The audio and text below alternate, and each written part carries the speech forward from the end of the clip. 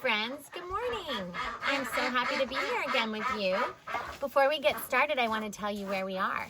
We are at my childhood friend's farm girl, Dana, and I'm sitting next to her duck playground.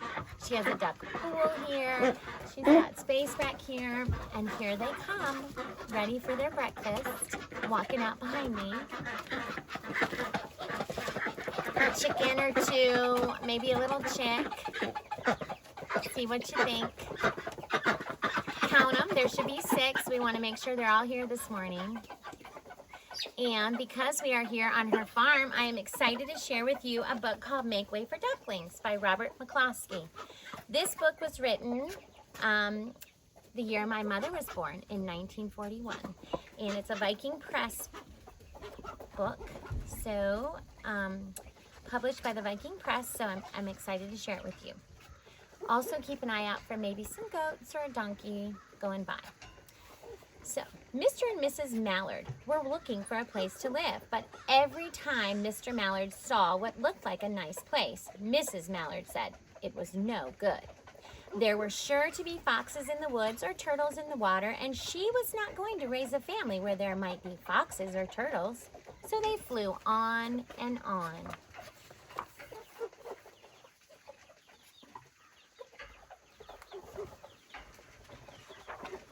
When they got to Boston, they felt too tired to fly any further.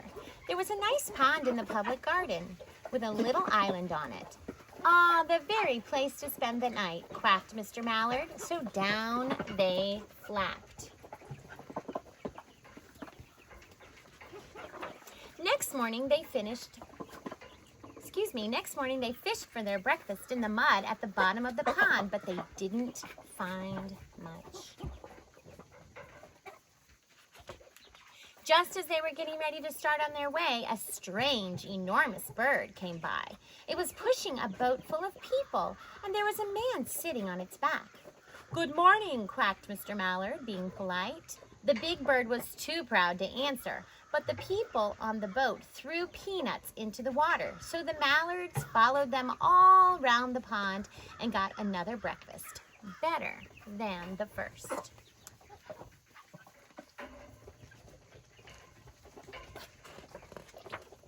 "I like this place," said Mrs. Mallard as they climbed out on the bank and waddled along. "Why don't we build a nest and raise our ducklings right in this pond? There are no foxes and no turtles, and the people feed us peanuts. What could be better?" "Good," said Mr. Mallard, delighted that there was at last Mrs. Mallard had found a place that suited her. But "Look out!" squawked Mrs. Mallard, all of a dither. "You'll get run over." And when she got her breath, she added, "This place is no place for babies with all those horrid things rushing about. We'll have to look somewhere else."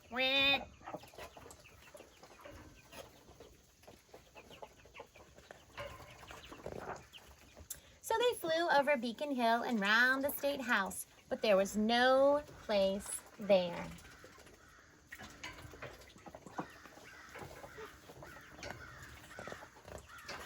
They looked in Lewisburg Square, but there was no water to swim in. Then they flew over the Charles River. "This is better," quacked Mr. Mallard. "That island looks like a nice quiet place, and it's only a little way from the public garden." "Yes," said Mrs. Mallard, remembering the peanuts. "That looks just the right place to hatch ducklings." So they chose a cozy spot among the bushes near the water and settled down to build their nest. And only just in time, for now they were beginning to molt. All their old wing feathers started to drop out, and they would not be able to fly again until the new ones grew in.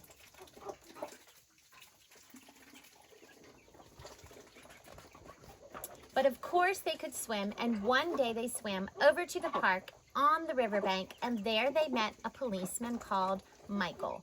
Michael fed them peanuts, and after that the Mallards called on Michael every day.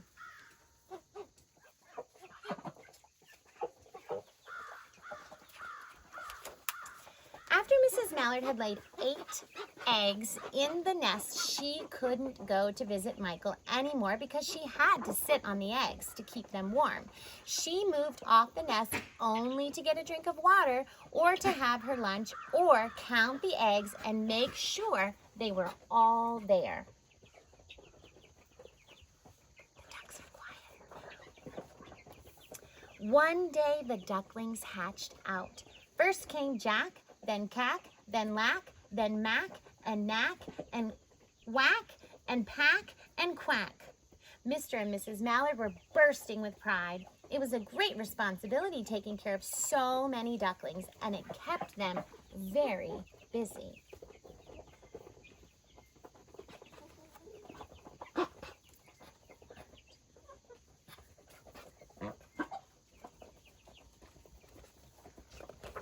One day, Mr. Mallard decided he'd like to take a trip to see what the rest of the river was like. Further on, so he set out. "I'll meet you in a week in the public garden," he quacked over his shoulder. "Take good care of the ducklings." "Don't you worry," said Mrs. Mallard. "I know all about bringing up children." And she did.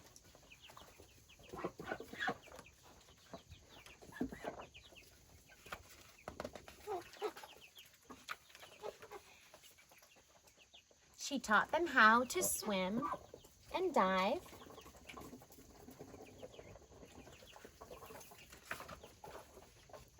She taught them to walk in a line, to come when they were called, and to keep a safe distance from bikes and scooters and other things with wheels.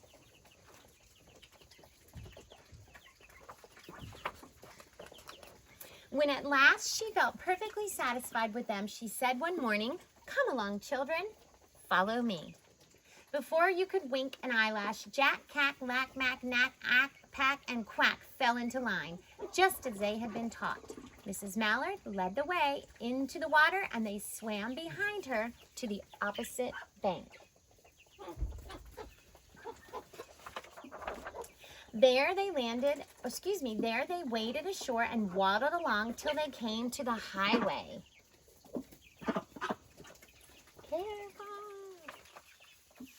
Mrs. Mallard stepped out to cross the road. Honk, honk, went the horns on the speeding cars. Whack, went Mrs. Mallard as she tumbled back again. Whack, whack, whack, whack, went Jack, Cack, Lack, Mack, Knack, Whack, Pack, and Quack, just as loud as their little quackers could quack. The cars kept speeding by and honking, and Mrs. Mallard and the ducklings kept right on quacking and quacking and quacking. Quack, quack, quack, quack, quack, quack.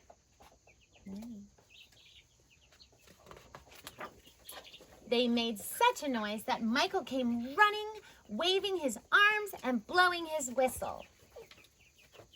Michael saves the day. He planted himself in the center of the road, raised one hand to stop the traffic, and then beckoned with the other the way policemen do for Mrs. Mallard to cross over. 1, 2, 3, 4, 5, 6, 7, 8. Good morning, Echo. Mama, Henry.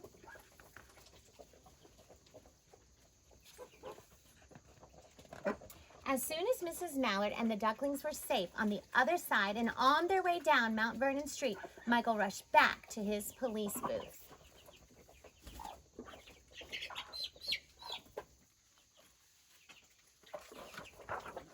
He called Clancy at the headquarters and said, "There's a family of ducks walking down the street."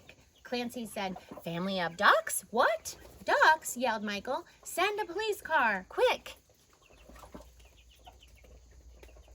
Seems though the ducks are making quite a commotion. Meanwhile, Mrs. Mallard had reached the corner bookshop and turned into Charles Street with Jack, Knack, Quack, Lack, Mack, Knack, Whack, Pack, all marching in line behind her. There she is.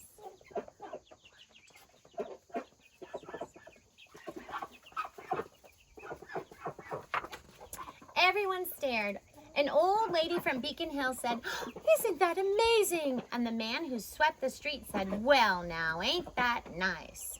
And when Mrs. Mallard heard them, she was so proud, and she tipped her nose in the air and walked along with an extra swing in her waddle.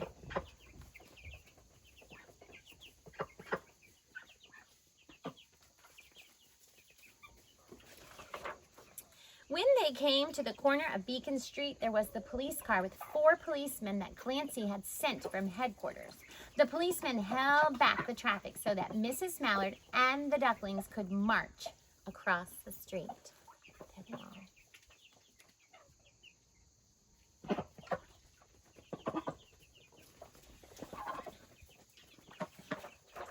Right on into the public garden.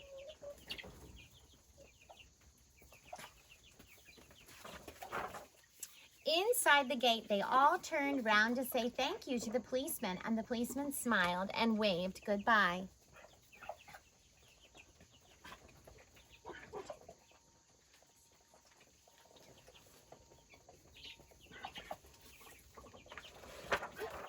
When they reached the pond and swam across to the little island, there was Mr. Mallard waiting for them just as he had promised.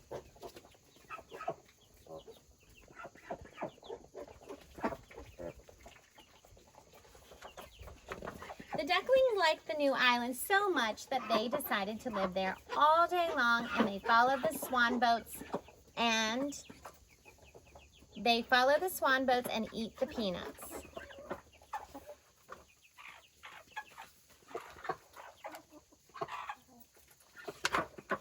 And when night falls, they swim to their little island and they go to sleep.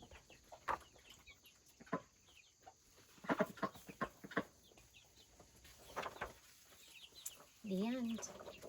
Maybe if you visit Boston, you will see them. And speaking of making way for ducklings, let's take a look at what's going over here. Let's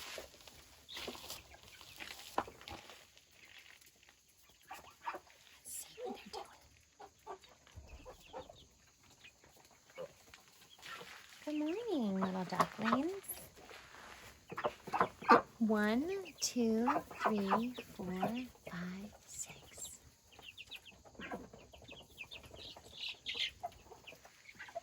This is where they eat. They have a little swimming pool here. Those are the steps up to their pool. They like to go and cool off, swim around. Here is their little house. You go in at night. Stay warm and safe. There's the little chick. And these ducks were born in August. Thanks for coming by, friends. Thanks for visiting my friend's farm with me. And tune in later when we read The Big Red Barn. Thanks for coming to WendyB Reads Books.